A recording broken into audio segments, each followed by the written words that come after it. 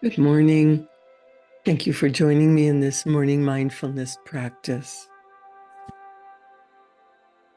When we're studying the results that we get in our life and why this is happening to me, or what's going on, why do I keep seeing certain results? Why do the same things keep showing up? Everything starts on the inside. We attract what we're in harmony with. You can tell if you're scared, anxious, worried, you're going to start to attract more things to become anxious about, to be worried about, to show you evidence that things aren't going very well. So I want you to think about what thoughts are you sending out into the universe and what's coming back to you. Now, I don't want to scare you, but I want you to think about if you shift your thinking, how everything in your life can shift. If you think thoughts of wonder, joy, love, you start to attract that. If you notice there's a lot of things going wrong, a lot of anxiety, a lot of depression, everything's wrong in the world, when you focus on that, that grows bigger. Whatever you focus on grows bigger, because as you focus on what's not going well and you say, I want to change that, I need that to be better, I need more of this, the universe shows you what you're focused on. When you're focused on not enough money, you get the feeling, the vibrational energy of poverty, of anxiety, of not enough money. The universe just matches that energy. It doesn't know that that's what you don't want. It sees it feels the vibrational energy and sends back more of the same, similar energy. So that just adds fuel to the fire. That creates more of what you don't want. It's opposite. You cannot push against what you don't want and think that it's going to go away. Have you ever noticed when someone has an opinion opposite of yours and they're pushing back and they're trying to convince you that their opinion is right and you know it's wrong, and you fight and argue and try and convince them your way is right? Don't they just dig in their heels and become louder? And don't you do that yourself? Someone is telling you their opinion is wrong. Doesn't that make you want to fight harder? It adds anxiety, depression, anger. It adds to the energy. So that's how we get into more negative space, by continuing to think and feel and act going in the opposite direction of what we want. So I want you to think about what you do want. And if you don't know what you really want, well, what's the opposite of what you don't want? If you don't want to be poor, tired, miserable, what's the opposite? So let's start to turn the boat around. Let's start to think about, what if I had beautiful, loving relationships? Do you know that there is residue in you from holding on to anger and resentment and jealousy? There's a chemical residue. So that's why when you're with certain people or you hear certain things, it's like pressing a button or a trigger. You're triggered, or you could say, oh, they know which buttons to press, because that's still in you and it gets activated.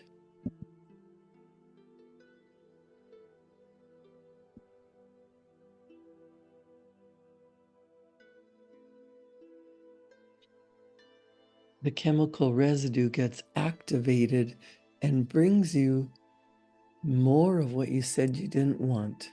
So it's really important to start to change your habitual thinking patterns. Work on yourself so that you don't have an automatic negative reaction. Like I said earlier, if you don't know what you really want, you know what you don't want. So work on not adding to that energy, but actually allowing it to dissipate. Focusing on what we do want so that we add more energy to what we do want, and what we don't want just dies off. Just like when you water a plant and pull out a weed, you're doing that in your mind. That's what I help people do, is pull out the negative weeds and nurture the beautiful ideas, the thoughts of what it would be like to be healthy. What would it be like to not worry about money? Man, you could have so much time freedom if you didn't have to worry about money. I'm going to read a chapter from The Hidden Power by Thomas Troward. I used to study this with my mentor, Bob Proctor, and it is written in older English, more flowery language, but it is deep and meaningful. And Bob Proctor used to study sometimes one lesson, one chapter, one paragraph, or one sentence, sometimes for weeks at a time, until he really got into the spirit of the author. He really got into what this meant at a deep level. So we can understand things at a surface level. But I want you to think about, just listen to this and try and relate this to yourself. And that's what this chapter is called, Yourself. I want to talk to you about the livingness there is in being yourself. It has at least the merit of simplicity, for it must surely be easier to be oneself than to be something or somebody else. Yet that's what so many people are trying to do. The self that is their own is not good enough for them, so they're always trying to go one better than what God has made them, with endless strain and struggle as the consequence. Of course, they're right to put before them an ideal infinitely grander than anything they've yet attained. The only possible way of progress is by following an ideal that is always a stage ahead of us. But the mistake is in not seeing that its attainment is a matter of growth. And that growth must be the expansion of something that already exists in us, and therefore implies our being what we are and what we are as it, and where we are as its starting point. This growth is a continual process, and we cannot do next month's growth without first doing this month's. But we're always wanting to jump into some ideal of the future, not seeing that we can reach it only by steadily going on from where we are now. These considerations should make us more confident and more comfortable. We are employing a force which is much greater than we believe ourselves to be, yet it is not separate from us. It's not needing to be persuaded or compelled or inveigled into doing what we want. It is the substratum of our own being which is continually passing up into manifestation on the visible plane and becoming that personal self to which we often limit our attention without considering whence it proceeds. But in truth, the outer self is the surface growth of that individuality which lies concealed far down in the deeps below, and which is none other than the spirit of life which underlies all forms of manifestation. Endeavor to realize what this spirit must be in itself. That is to say, apart from any of the conditions that arise from the various relations which necessarily establish themselves between its various forms of individualism. In its homogeneous self, what else can it be but pure life? Essence of life, if you like so to call it. Then realize that as essence of life, it exists in the innermost of every one of its forms of manifestation in as perfect simplicity as any we can attribute to it in our most abstract conceptions. In this light, we see it to be the eternally self-generating power which, to express itself, flows into form. This universal essence of life is a continual becoming into form. And since we are a part of nature, we do not need to go further than ourselves to find the life-giving energy at work with all its powers. Hence, all we have to do is allow it to rise to the surface. We do not have to make it rise any more than the engineer who sinks the bore pipe for an artesian well has to make the water rise in it. The water does that by its own energy, springing as a fountain 100 feet into the air.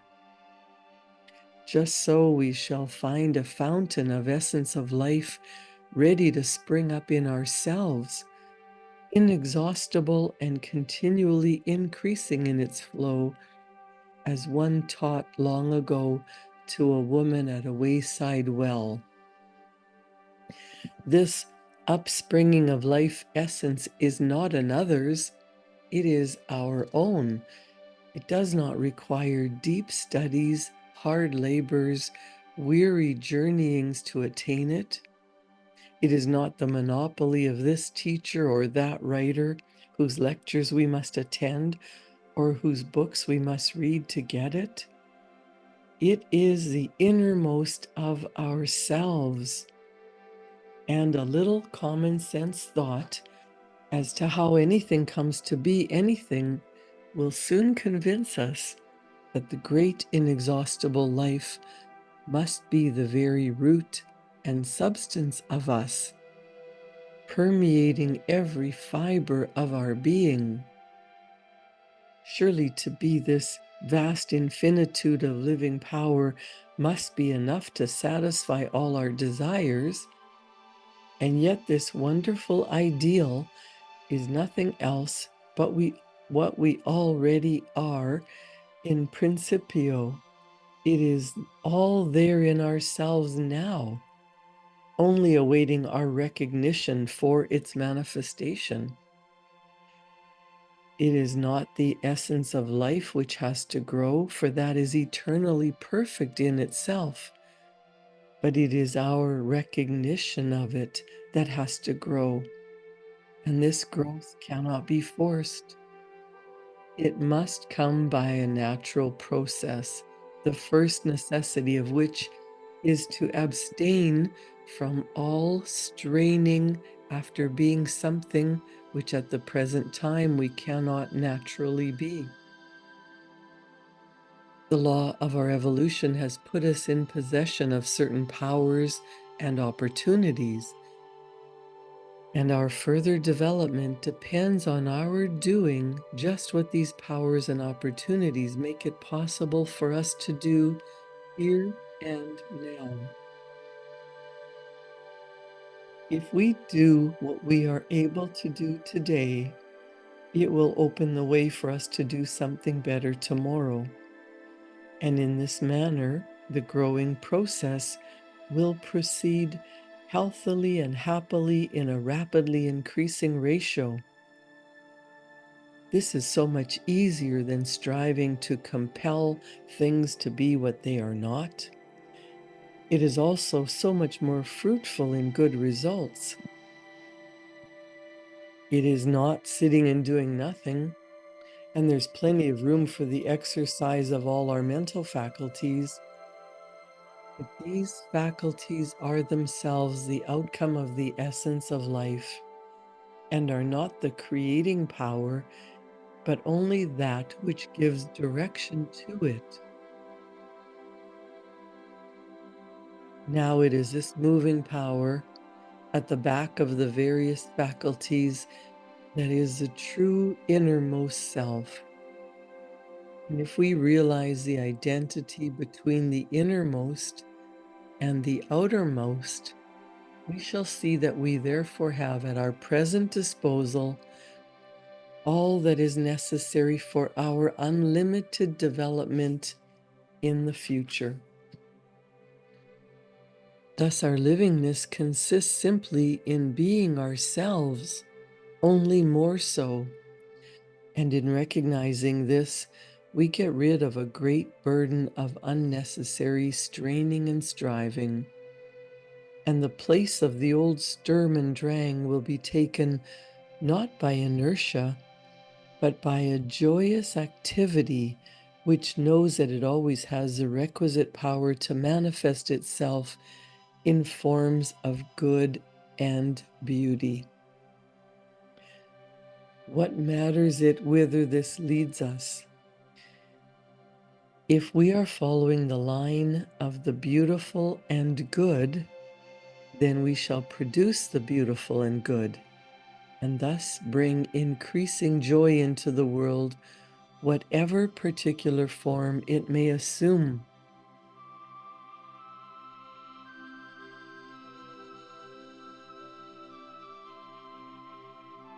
We limit ourselves when we try to fix accurately beforehand the particular form of good that we shall produce.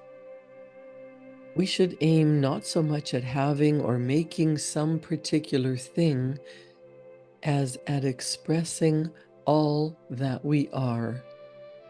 The expressing will grow out of realizing the treasures that are ours already and contemplating the beauty, the affirmative side of all that we are now, apart from the negative conceptions and detractions which veil this positive good from us.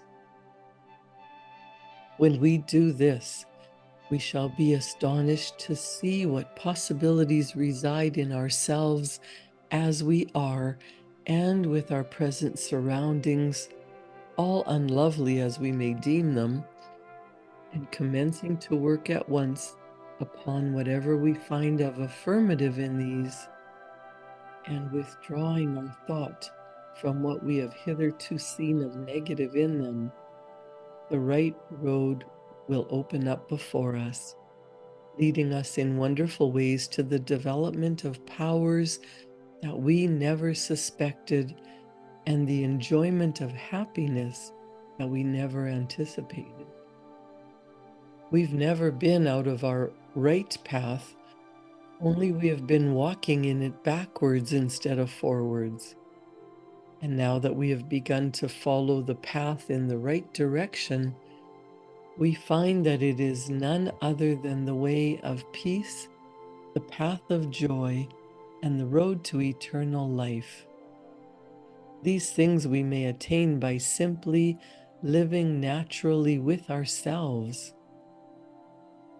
It is because we are trying to be or do something which is not natural to us that we experience weariness and labor, where we should find all our activities joyously concentrated on objects which lead to their own accomplishment by the force of the love that we have for them. But when we make the grand discovery of how to live naturally, we shall find it to be all and more than all that we have ever desired, and our daily life will become a perpetual joy to ourselves, and we shall radiate light and life wherever we go.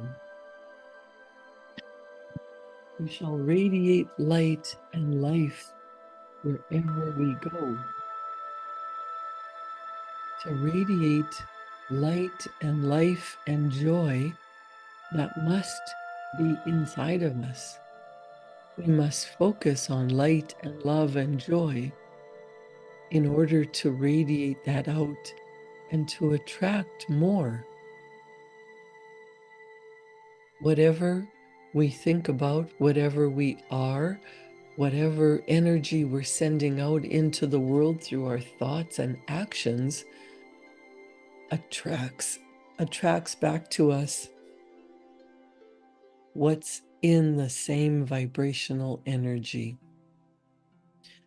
When you know what you want, when you know that you want to feel happy, when you know that you want to feel love and joy and happiness,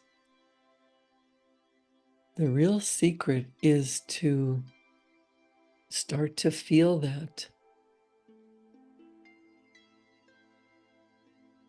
Start to appreciate the things in your life that cause you to be happy, that bring you joy, the things that you're grateful for, the people, the ideas, the circumstances,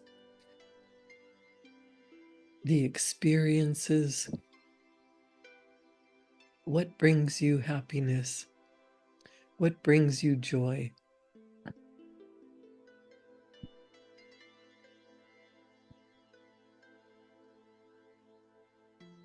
We think sometimes that if we were in a different place, in a different space, if we had more money, if we had a different spouse, if we had a different job, then life would be happy.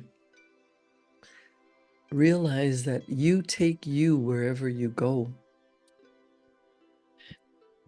We create a better world for ourselves and everyone we come in contact with when we focus on what's going well. Focus on loving the infinite, divine, spiritual being that is manifest inside each one of us, radiating out that life force. If you want to be healthy, think thoughts of health and vitality,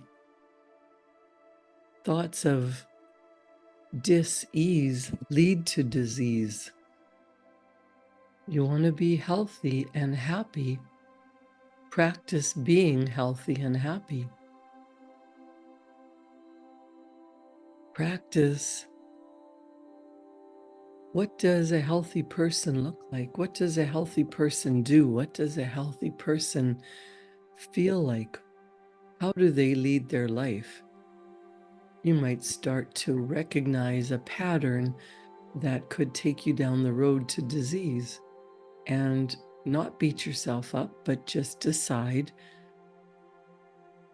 that road is not going to lead to health. What leads to health?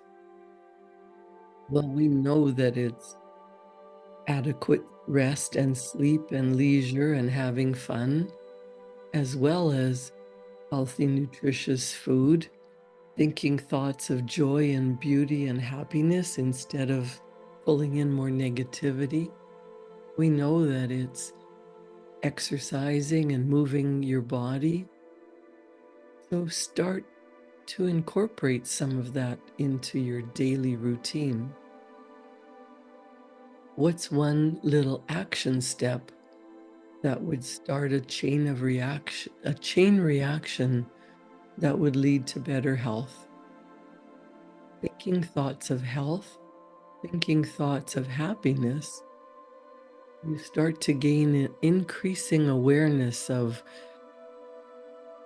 what you've been doing, what you've been saying to yourself, what you've been putting into your body. Hmm, maybe I could exchange one habit for another habit. If I just started to drink more water, if I just started to get an hour or two or three more sleep each night, what would that do in the long run? We know that any machine cannot run on empty. It has to be filled up. You take care of your vehicle. You make sure that it's a finely tuned instrument, that it's got the oil and the gas, the energy that it requires to run smoothly. Your body needs to be filled up with love and joy and fun and beauty and rest. Fill yourself up with love. Fill yourself up with nutritional food and water. Fill yourself with rest and adequate sleep so that as you fill yourself up, you have more to give to everyone around you. You want to change your outside environment, the outside world, the results that you're getting. It starts inside. We become what we think about. Are you thinking love and beauty and joy and about how you are richly blessed in money, in relationships, in time? To have time and money freedom takes focusing on prosperity and abundance. We are co-creating our life at every moment. The divine energy that is flowing to and through us, we make it what it is. We manifest what we're in harmony with. What would you love to manifest? You have to let go of the negative. You have to let go of past hurts and focus on health, happiness, wealth. You can have it all. Think about what you really want. What would you prefer? Start to fill yourself up with the energy of what that looks like, what that feels like, and give thanks for it already happening. Because once it's in your mind and planted in your heart, it starts to move into form once you stop that energy. Create a wonderful day. Thank you for joining me in this morning mindfulness practice. I'll see you back here tomorrow morning at 7. Thank you.